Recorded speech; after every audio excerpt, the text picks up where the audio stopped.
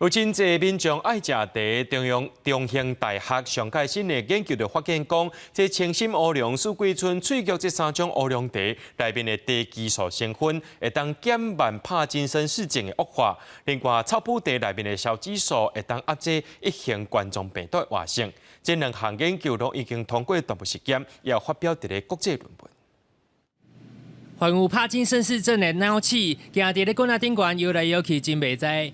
中兴大学研究团队经过动物实验发现，乌龙茶当中的茶激素会使移除脑细胞当中受损的粒线体，而且制造出新的粒线体，提供脑细胞所需要的能量，减缓帕金森氏症。这项的成果最近在国际论文发表，引起了关注。这个茶激素服用之后，它就让它的坏掉的粒线体，它会把它剔除，然后再重新合成新的好的这个粒线体。就对脑神经的这个功能有保护。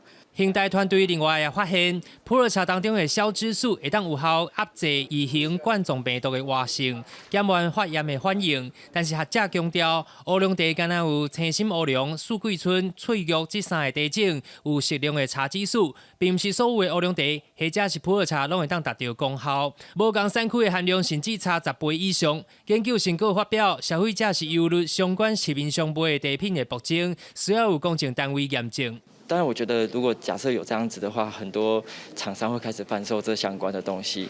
但是我觉得需要就是另一方、第三方的，就是比如说学校单位或是学术单位来进行验证这样。学者认为，经过动物实验证实茶类的功效，会使作为民众用心饮品。但是茶类业者会使主动来送验，了解茶激素甲消脂素等成分的含量，有助把握产品的稳定度，建立台湾茶产业的资料库。记者台中报道。